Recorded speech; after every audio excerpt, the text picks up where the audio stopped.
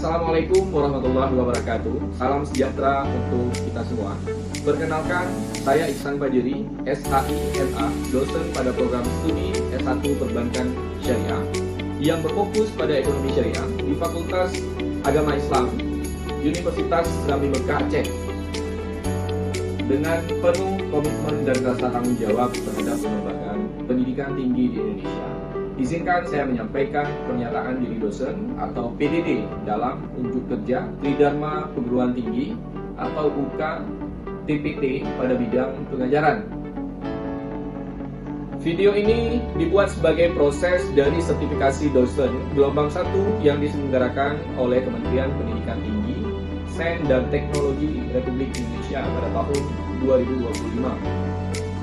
Adapun beberapa mata kuliah yang saya ampu antara lain Sejarah Pemikiran Ekonomi Syariah, Ekonomi Islam, Perbankan Syariah Lanjutan, Sistem Pengawasan Lembaga Keuangan Syariah, dan Ekonomi Keuangan Publik Islam. Selanjutnya saya akan menjelaskan terkait dengan mata kuliah Ekonomi Islam ini merupakan mata kuliah wajib bagi mahasiswa S1 Perbankan Syariah. Pada mata kuliah ini, saya menerapkan teknik pembelajaran interaktif dengan pendekatan studi kasus, diskusi kelas, serta penugasan proyek kelompok. Tujuannya agar mahasiswa mampu memahami secara mendalam praktik ekonomi Islam dari lembaga keuangan syariah yang berlandaskan prinsip syariah. Mata kuliah Ekonomi Islam ini memiliki bobot 3 SKS. Mata kuliah ini dirancang untuk memberikan pemahaman yang lebih mendalam kepada mahasiswa mengenai konsep, produk, dan praktik operasional pada lembaga keuangan syariah yang lebih kompleks. Fokus utama pembelajaran adalah pada aspek implementatif, kepatuhan syariah, serta penerapan prinsip-prinsip fikih muamalah dalam operasional lembaga keuangan syariah. Adapun literasi ataupun buku yang digunakan dalam mata kuliah ini diantaranya adalah buku Adi Waman Karim tentang Bank Islam, Analisis Fikih dan Keuangan. Kemudian buku dari Bapak Syafi'i Antonio tentang Bank Syariah, dan buku Nur Hayati tentang akuntansi syariah di Indonesia. Dengan harapan mata kuliah ini dapat menghasilkan lulusan yang memiliki kompetensi dalam menganalisis, merancang, dan menerapkan sistem ekonomi Islam ke dalam praktik pada lembaga keuangan syariah secara profesional, serta mampu menjawab tantangan dunia keuangan syariah yang berkembang. Selanjutnya, adapun materi perkuliahan pada mata kuliah ini adalah sebagai berikut. Di antaranya pada pertemuan pertama, kontrak kuliah, ruang lingkup Islam, pemahaman iman, amal, dan ihsan. Kemudian pada pertemuan kedua, definisi, unsur, dan prinsip ekonomi Islam.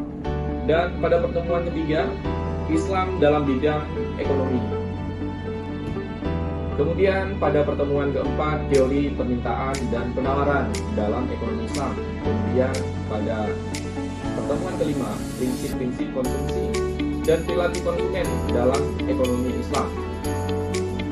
Pada pertemuan ke-6 terkait dengan lembaga keuangan mikro syariah. Dan kemudian pada pertemuan ke-7 terkait dengan lembaga keuangan makro syariah. Dan pada pertemuan ke-8 ujian tengah semester ataupun UTS. Pada pertemuan ke-9 terkait dengan konsep riba. Kemudian pada pertemuan ke-10 terkait dengan konsep profit serta manajemen harga dan laba dalam ekonomi Islam dan lembaga keuangan Islam. Kemudian pada pertemuan ke-11 terkait dengan konsep pasar dalam Islam, dan pada pertemuan ke-12 terkait dengan konsep uang dalam ekonomi Islam, dan pertemuan ke-13 terkait dengan kebijakan fiskal dalam ekonomi Islam. Kemudian pada pertemuan ke-14 terkait dengan kebijakan moneter dalam ekonomi Islam, dan selanjutnya pada pertemuan ke-15 terkait dengan investasi dalam Islam, dan pada pertemuan ke-16 ujian akhir semester ataupun UAS. Adapun model pembelajaran yang digunakan adalah collaborative learning dan reflective learning untuk mendorong mahasiswa belajar secara aktif melalui kerja kelompok, diskusi terbuka, dan refleksi kritis terhadap teori dan praktik serta tantangan dunia lembaga keuangan syariah di Indonesia. Adapun tujuan dari penggunaan model pembelajaran proyek ini adalah siswa dapat belajar secara aktif dan mandiri serta mampu mengaplikasikan pengetahuan ekonomi Islam dalam praktik lembaga keuangan syariah secara nyata. Dalam pembelajaran ini, saya sebagai dosen berperan sebagai fasilitator yang mendampingi mahasiswa dalam menyelesaikan proyek secara mandiri maupun kelompok. Saya juga memberikan bimbingan, refleksi, dan evaluasi untuk memastikan mahasiswa benar-benar memahami konsep dan praktik lembaga keuangan syariah secara mendalam dan aplikatif. Adapun evaluasi pembelajaran dilakukan dengan mengukur beberapa komponen, di antaranya ujian tengah semester UTS dengan bobot 25%, ujian akhir semester UAS dengan bobot 30%, tugas individu dengan bobot 15%, tugas proyek kelompok project based learning dengan bobot 30%. Kemudian untuk selanjutnya saya akan menampilkan cuplikan pembelajaran di ruang kelas pada pertemuan ke-6. Ya, baik, bismillahirrahmanirrahim. Assalamualaikum warahmatullahi wabarakatuh. Waalaikumsalam warahmatullahi wabarakatuh. Oke, selamat siang ya untuk kita semua. Ya, sebelum kita memulai pembahasan kita, ya ada baiknya kita berdoa terlebih dahulu ya supaya Allah memberikan keberkahan ya di dalam aktivitas pembelajaran kita nantinya. Oke, baik, dimulai ya untuk berdoa. Oke, baik, berdoa selesai ya. Hari ini sehat semua kan? Ada yang kurang sehat? Ini gimana, sehat ya? Sehat ya. Oke, baik ya. Adapun ya tujuan daripada pembelajaran terkait dengan lembaga keuangan mikro di Indonesia ya. Jadi lembaga keuangan mikro itu seperti yang telah saya jelaskan pada pertemuan sebelumnya, adalah pertemuan ke-6 ya. Lembaga keuangan mikro ini merupakan lembaga keuangan yang memberikan jasa pengembangan usaha dan juga pemberdayaan masyarakat ya. Dalam hal ini siapa? UMKM ya. Nih, tahu nggak UMKM itu apa? Apa UMKM? Siapa yang tahu nih UMKM? Ya, tujuan daripada lembaga keuangan mikro ini ya, dia akan melakukan yang namanya pemberdayaan ya terhadap siapa ya? Terhadap para pelaku usaha mikro yang ada di mana? Di seluruh Indonesia ya. Seluruh Indonesia, mana saja? Aceh Indonesia nggak? Ya, Aceh Indonesia. Sehingga apa? Aceh juga merupakan salah satu ya tujuan daripada pemberdayaan ya lembaga keuangan mikro syariah ini. Oke. Kemudian ada yang namanya fungsi ya. Ada yang mengetahui fungsi daripada lembaga keuangan mikro ini apa? Ya, di sini di dalam slide ini saya sudah menjelaskan ada 3 fungsi daripada lembaga keuangan mikro syariah ini ya. Yang pertama sekali fungsinya itu apa? Fungsi yang pertama sekali Peningkatan pendapatan dan kesejahteraan masyarakat. ya. Jadi masyarakat dalam hal ini dalam kategori miskin ya, masyarakat miskin ya. Masyarakat miskin itu terkendala dia terkait dengan permasalahan apa? Ya, akses apa? Akses ekonomi boleh ya, ataupun akses apa? Keuangan. Jadi lembaga keuangan mikro ini memang didesain khusus oleh pemerintah Indonesia dalam hal ini untuk menjawab permasalahan apa? Permasalahan mikro, permasalahan. Boleh nggak lembaga keuangan mikro ini melakukan ekspansi ataupun fungsinya itu ya diarahkan pada ekspansi perluasan pembiayaan pada tingkat makro misalnya, dibolehkan nggak? Ya, enggak. Oke, kenapa nggak dibolehkan? Karena ada tupoksinya masing-masing. Karena negara itu telah membatasi. Ini dalam hal ini ya, teman-teman dalam hal ini anak S1 perbankan syariah itu harus benar-benar tahu dan kemudian memahami terkait dengan apa? Permasalahan ya lembaga keuangan mikro ataupun fungsi daripada lembaga keuangan mikro syariah ini ya. Jadi tidak boleh lembaga keuangan mikro syariah ini mengarahkan ekspansinya itu pada arah kebijakan ekspansi makro ya. Kalau diarahkan bagaimana? Maka lembaga keuangan ini nanti dikhawatirkan akan kolap dia, nggak mampu dia ya. Karena kenapa? Jangkauannya itu begitu tinggi gitu, arena sirkuitnya itu begitu besar gitu, sehingga ya kalau misalnya sepeda motornya itu tracknya itu cuman sepeda motor biasa seperti Beat misalnya nggak mungkin dia masuk dalam arena besar misalnya. Sehingga apa? Sehingga negara memfokuskan ya lembaga keuangan mikro ini dia hanya boleh melakukan aktivitas ekspansi pembiayaannya itu pada arah ekspansi apa? Mikro untuk masyarakat lemah ya. Jadi sekarang setidaknya kalian sudah tahu tuh kalau misalnya kalian lewat misalnya nanti di BPRS ya, Bank Pembiayaan Rakyat Syariah misalnya. Yang kedua, apa fungsi daripada lembaga keuangan mikro ini? Meningkatkan akses pendanaan skala mikro bagi masyarakat. Oke, ya, jelas ya, meningkatkan apa? Akses, ya. Akses itu apa? Apa akses? Oke, yang ketiga, ya, apa lagi fungsi yang ketiga? Isu apa? Membantu peningkatan pemberdayaan ekonomi dan produktivitas masyarakat. Oke, baik ya. Di dalam lembaga keuangan mikro ini yang lebihnya itu apa? Ya, ada yang namanya pemberdayaan. Ada yang namanya pemberdayaan. Ya, pemberdayaan itu kayak mana? Ya, manajemen daripada lembaga keuangannya itu turun. Turun ke mana? Ke siapa dia turun? Ke masyarakat yang membutuhkan. Kalau misalnya yang tidak membutuhkan bagaimana? Bagaimana sih kalau tidak membutuhkan? Ya tidak turun dia, ya. Jadi masyarakat yang membutuhkan itu akan dilakukan yang namanya verifikasi oleh siapa? Oleh manajemen daripada lembaga keuangan mikro ini. Ya, baik itu Baitul Qira, baik itu LKMS, baik itu BPRS. Jadi dia akan turun melakukan verifikasi agar apa? Agar pembiayaan ini tidak jatuh pada tangan orang yang salah. Ya, karena kenapa? Karena pembiayaannya mudah. Ya, pembiayaannya itu sangat mudah, tidak membutuhkan waktu yang lama. Ya tentu ya para pengusaha-pengusaha yang ya walaupun dia tidak miskin, ya yang sedang, dia juga membutuhkan ini pembiayaan ini.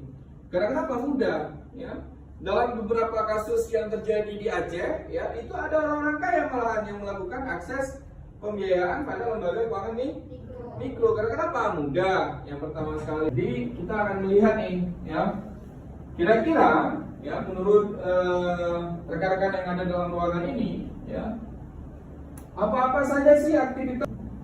Ada juga di bank umum, ya, aktivitas penghimpunan dana.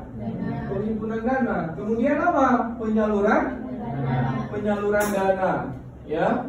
Kemudian ada apa lagi? Ada yang namanya pendapatan, ya. Jadi penghimpunan keuangan, ya. Undang-Undang Nomor 21 Tahun 2011, ya 2011 ya.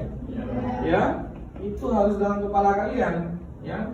Itu adalah terkait dengan lembaga apa? Otoritas Jasa Keuangan. Ya, OJK, ya. Memiliki yang namanya lembaga pengawas. Ya. Lembaga keuangan konvensional itu, baik itu konvensional dan kemudian syariah, itu dia harus memiliki yang namanya lembaga pengawas. Ya, kalau misalnya tidak ada lembaga pengawas bagaimana? Bagaimana? Hah? Ya milik siapa? Bisa. Milik siapa? Benar. Ya. Jadi LKMS Mahirah Muamalah yang kita tayangkan tadi itu adalah milik pemerintah Kota Banda Aceh. Kalau misalnya dia milik pemerintah Kota Banda Aceh, bagaimana cara penyertaan modalnya? Disertakan modal oleh siapa? Oleh siapa? Oleh pemerintah daerah, oleh pemerintah kota. Melalui apa? Melalui kanun, dia dibentuk dalam kanun, kemudian dijadikan sebagai kanun, ya, penyertaan modal LKMS, ya. Kalau itu milik daripada pemerintah daerah, ya, ataupun pemerintah kabupaten kota. Kalau misalnya swasta bagaimana? Ya dia berarti harus memiliki kemampuan finansial yang kuat. Ya, paham betul terkait dengan apa namanya tujuan ataupun arah pengembangan sektor lembaga keuangan dari pemerintah hari ini, ya. Maka kalian dalam hal ini selaku mahasiswa tentu akan sangat diuntungkan ke depan. Ya, karena kenapa? Karena akan banyak sekali bermunculan lembaga keuangan. Ya, lembaga keuangan itu kira-kira bisa ada yang menggerakkan nggak? Harus ada, ya, di tengah gejolak daripada, ya, inflasi itu sendiri. Ya, apabila suatu waktu negara itu mengalami yang namanya inflasi, ya. Oke. Kemudian, ya, ini adalah terkait dengan objek, ya, objek ataupun market, ya. Market itu apa market? Pasar apa? Pasar apa? Hah? Pasar apa? Pasar apa? Pasar ikan, Bi? Pasar apa? Pasar apa? Coba bilang pasar apa? Ya, oke. Yang pertama sekali ada yang namanya market di sektor pertanian. Ya. Di Aceh, pertaniannya apa-apa aja? Putri, apa-apa aja? Ada sawit, ada apa lagi? Jagung. Padi, apa lagi? Jagung, apa lagi?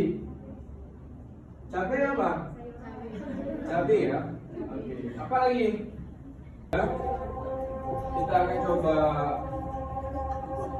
Saya akan coba memberikan pretest ya untuk rekan-rekan mahasiswa yang ada di sini. Ya. Saya berikan waktu 20 menit ya untuk menjawab soal ini ya, dimulai dari sekarang ya.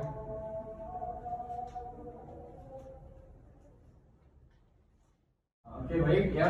Untuk selanjutnya kita akan buat yang namanya pretest ya terkait dengan mata kuliah lembaga keuangan mikro syariah ini ya. Teman-teman bisa menjawab ya di kertas 1 lembar ya. Oke, dimulai dari sekarang, waktunya 20 menit ya.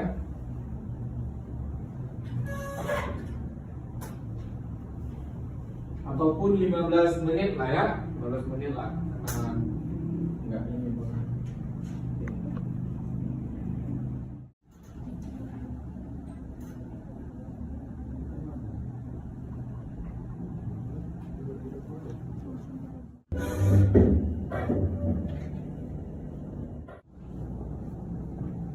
Akan melakukan yang namanya penghimpunan dana ya.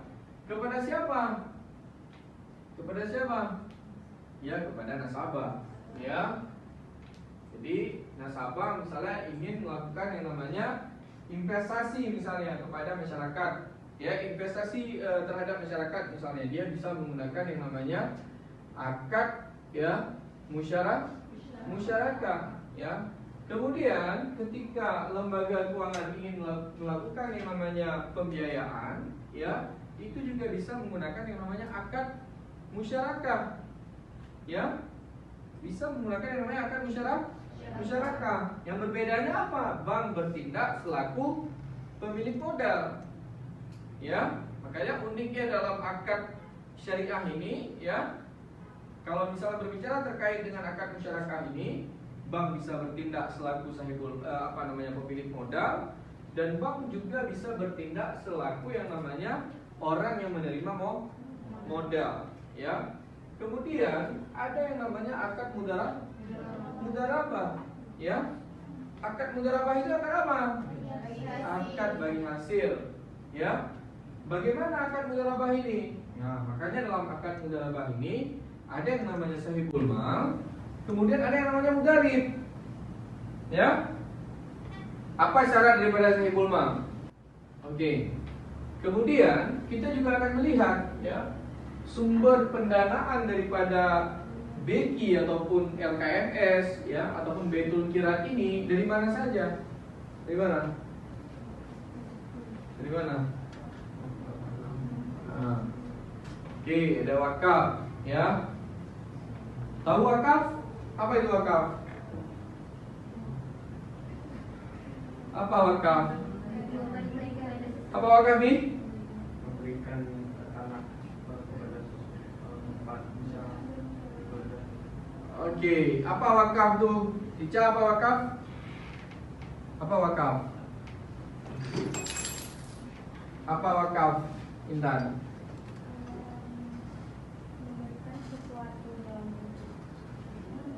Apa wakaf? Ya, wakaf itu ya seperti siapa misalnya? Kalau misalnya dalam Islam tokoh pewakaf yang paling hebat siapa? Siapa? Sahabat Nabi ada berapa? Ada 4. Yang pertama sekali siapa? Abu Bakar. Yang kedua? Ketiga? Usman. Yang keempat? Ali. Usman ini sampai hari ini dia masih punya yang namanya rekening. Berapa abad dari meninggal? Berapa abad dari meninggal? Sama. Ya, udah berabad-abad. Ya, siapa? Bin Affan meninggal gitu. Ya, tapi sampai detik ini dia masih memiliki yang namanya rekening wakaf. Ya, LKM. Ya, LKMS. Ya, ada nggak yang buat penelitian sumber wakaf ini dimasukkan ke dalam ini? Ya, ke dalam lembaga keuangan mikro. Ya, kemudian ada yang kedua sumbernya apa? CSR. Ya, apa CSR itu? Apa CSR itu? Apa? Corporate Responsibility. Apa itu? Ini adalah dana sosial, ya. CSR, dana sosial yang ada pada mana? Pada perusahaan-perusahaan besar. Ya, di wilayah Pantai Barat ada tambang nggak? Ada nggak tambang? Di Aceh Utara ada PT nggak? Ada apa namanya? PT Exxon Mobil nggak? Ada kan? Ada Exxon Mobil kan? Di Pelabuh itu ada PT kan? Ya kan? Di apa namanya? Di Aceh Besar itu ada yang namanya PT apa? PT ya, Semen Andalas itu. Ya. Dia itu punya yang namanya dana CSR, dana bantuan sosialnya itu. Kalau misalnya di daerah itu ada yang namanya lembaga keuangan mikro, ya, maka buat pendekatan dengan PT tersebut. Ya, buat pendekatan, buat kerjasama, sehingga apa? CSR-nya itu bisa dimasukkan ke dalam lembaga keuangan mikro tadi. Oke ya, mengapa harus instrumen LKMS? Ya, mengapa harus instrumen pembiayaan LKMS? Ya, yang pertama apa? Dibentuk aja kelompoknya. Bentuk kelompok, 2 kelompok. Ini terus, iya ya, ini terus, ini. Nah. Menghadap kemana nih? Menghadap ke sana lagi. Ya.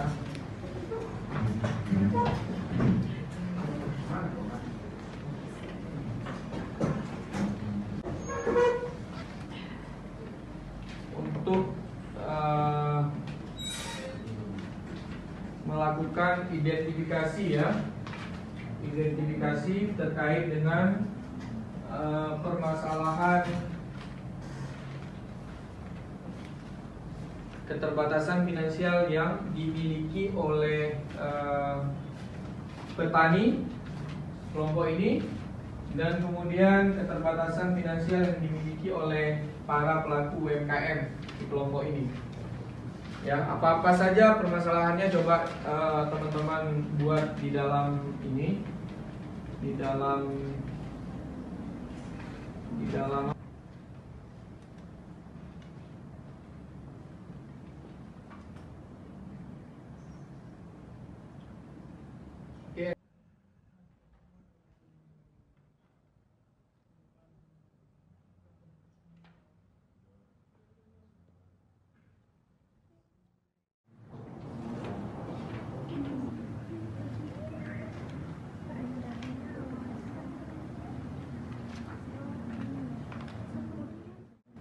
Sudah siap kira-kira kelompok 1? Oke, baik ya. Kira-kira apa ya? Keterbatasan finansial apa saja yang dihadapi oleh petani? Apa saja? Terbatasnya akses kredit atau sumber pembiayaan. Oke. Yang pertama itu adalah terkait dengan Pembiayaan. terbatasnya ya, terbatasnya modal ya. Ya.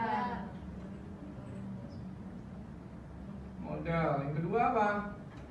harga produk tidak stabil. Harga produk tidak stabil ya. Apalagi? Rendahnya ketersediaan benih yang berkualitas. Apa? Oke, ada lagi yang lain? Sudah, Pak. Sudah. Oke. Ada yang ingin ditambahkan di punya kelompok pertama? Ada yang ingin tambahkan? Kira-kira menurut kalian ya, kelompok 2 ya, 1, 2, 3. Perubahan pasar, Pak. Oke ya. 1, 2, 3, 4, 5, 6, 7 permasalahan yang kalian uraikan di sini ya. Kira-kira yang paling krusial ini yang mana? Minimnya SDM ya? Oke, minimnya sumber daya manusia. Kira-kira apa langkah yang harus dilakukan oleh pemerintah dalam hal ini? Yang lain? Eci, apa yang harus dilakukan? Apa? Apa yang harus dilakukan? Cut, apa yang harus dilakukan, Cut? Meningkatkan kualitas pendidikan. Ya. Ada lagi yang lain? Memperkuat apa lagi? Memperkuat literasi ya, bisa ya? Bisa nggak kira-kira memperkuat literasi ya, agar apa? Agar ya permasalahan ini dapat ya diuraikan ataupun dijawab oleh para para lembaga keuangan mikro syariah ini ke depannya. Oke, baik ya. Kemudian ya, selanjutnya kita akan melihat terkait dengan ya jumlah ya ataupun modal pendirian LKMS ini ya. Jadi modal pendiriannya itu ya badan hukum koperasi ya, itu ada untuk badan hukum koperasi, dan kemudian modal di store di LKMS yang berbadan hukum ya, itu tergantung dengan ya wilayah usaha ya. Kalau misalnya tingkat kelurahan itu bisa 50 juta ya. Kemudian wilayah kerja usaha kecamatan itu bisa 100 juta. Dan dalam valuta asing itu tidak dibolehkan. Ya, karena kenapa? Yang boleh itu adalah bank BUS ya, Bank Umum Syariah.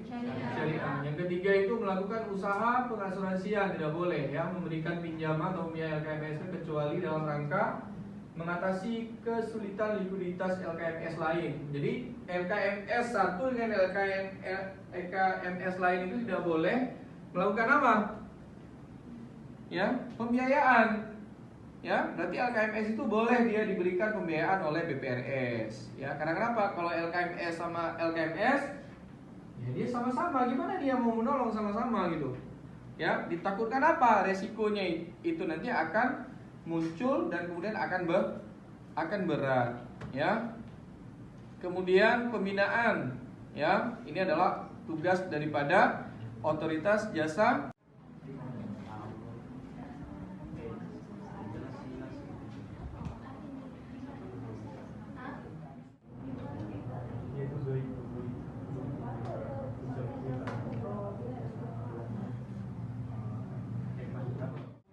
Terakhir ya, terima kasih atas partisipasi mahasiswa semua untuk mata perkuliahan Lembaga Keuangan Mikro Syariah ini. Saya harapkan di pertemuan selanjutnya kalian harus lebih aktif lagi ya, dan kemudian tepat waktu, dan kemudian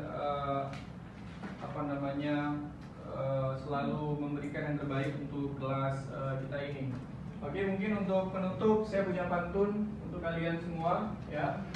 Kecil-kecil burung kasturi ya, terbang merayap ke arah sumur. Terima kasih rekan-rekan mahasiswa. Selamat sore untuk kita semua. Oke, baik. Oke, terima kasih. Billahi taufiq wal hidayah. Assalamualaikum warahmatullahi wabarakatuh.